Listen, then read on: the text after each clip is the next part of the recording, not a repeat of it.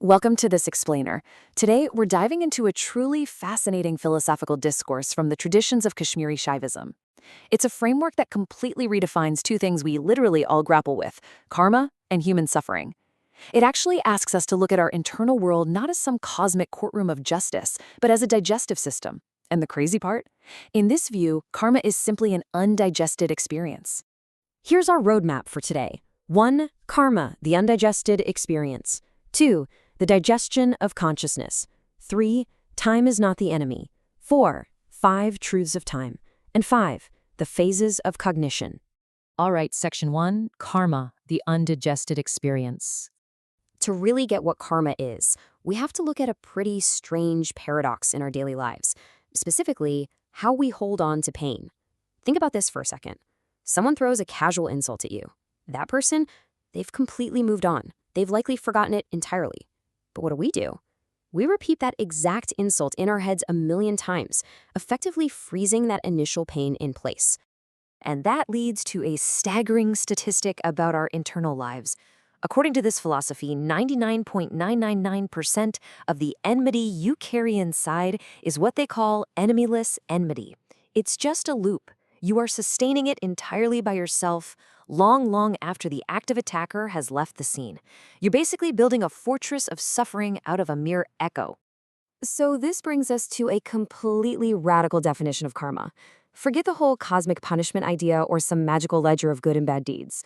Karma is simply an undigested experience. It's literally any experience that you've resisted, suppressed, or clung to. By interrupting its natural end, that experience just sits there in your consciousness, fermenting and generating toxins. Which brings us to Section 2, the digestion of consciousness.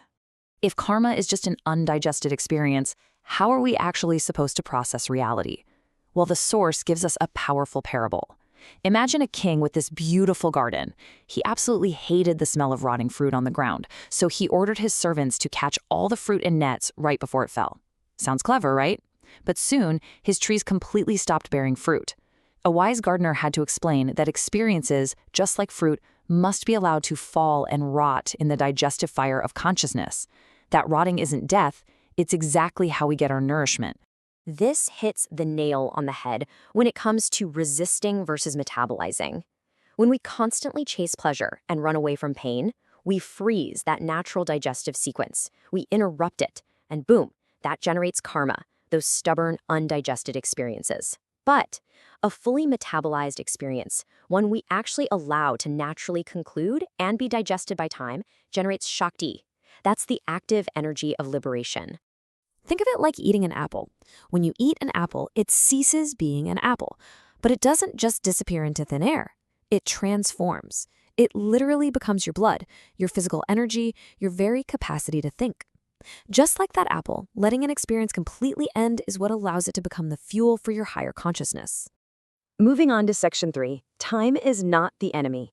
So if we're supposed to let experiences be digested, what's the force doing the digesting? It's time. And man, this exposes a massive delusion in our modern society. Driven by hustle culture and this intense desire for the FIRE trend, financial independence, retire early, we treat time like it's an enemy stealing our youth. And because we fear time, we frantically try to freeze it. We watch entire concerts through our phone screens, or we photograph a sunset instead of, actually watching it. We are so busy preserving experiences that we're never actually having them. Let's reframe this using some ancient terminology. In patriarchal societies, time is often called Kala, but in matriarchal or Shakta societies, it is personified as the goddess Kali. The vital shift here is realizing that time, or Kali, isn't taking things from you. Time is the act of digestion itself. It's metabolizing the present into the past, specifically to liberate you and fuel your future. Now here is where it gets absolutely mind-bending. There's this incredible parallel between this ancient concept and modern cosmology. 68% of our universe is made of dark energy, which is an invisible, relentlessly expanding force. Modern scientific understanding perfectly matches the ancient philosopher Abhinavagupta's description of Kali's emission power, an invisible force driving the continuous expansion of experience. Just wow. Okay, Section 4, 5 truths of time. To systematically apply this cosmic perspective, the source reveals 5 specific truths decoded from the Akashic records. They basically outline exactly how our consciousness operates. First, the paradox of resistance, meaning fighting time generates karma, but aligning with it makes you lighter. Second, time is your ally. Third, the void, or emptiness, holds total possibility.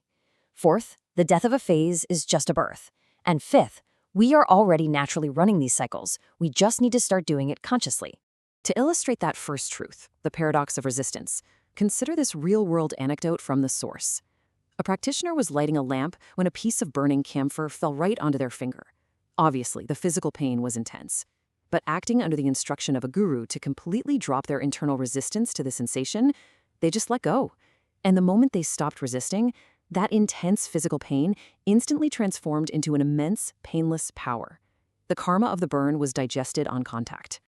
And to highlight the fourth truth, that death is a beginning, there's a really great little parable of a moth speaking to a frightened caterpillar. The caterpillar is utterly terrified to die, but the moth explains that the death of the crawling caterpillar is absolutely necessary for the birth of the butterfly. In our own lives, letting our rigid patterns of jealousy or fear die is simply the birth of our true capabilities. Finally, let's look at Section 5, the phases of cognition. So the discourse gets incredibly granular here, breaking down the exact micromechanics of how an experience is mentally processed. Every single perception you have automatically moves through three overarching phases. First, prameya, which is the known object. Next, the active process of knowing it. And finally, pramacha, which is the knower or the observer themselves. Within that first phase of the known, your consciousness actually moves through four distinct manifestations of time, or kali. Think of them through these modern analogies. It starts with Shrishti Kali, a pure quantum vacuum of potential, literally the very first flash of contact. Then it moves into Rakta Kali, where emotional engagement ignites, kind of like a digestive fire. Next is Sthiti Nasha Kali, which is sustained internalization, acting like steady cooking heat. And it ends with Yama Kali, an objective, enzymatic breakdown of the event. You're actively dissecting the experience. Then, the process shifts into the phase of the knower. The experience is drawn back into you, the observer. Here, in Samahara Kali, it's absorbed. Then, in Rutu Kali, the original form of the experience completely dies.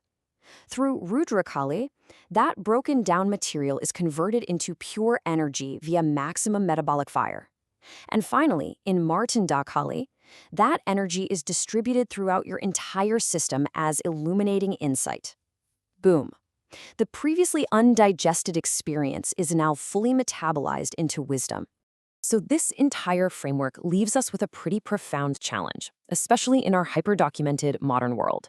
If karma is simply an undigested experience, and we are constantly interrupting the flow of time with our fear, our resistance, and our camera phones, what profound nourishment are we starving ourselves of? Next time you reach to freeze a moment, ask yourself, are you preserving your life, or are you actually avoiding living it?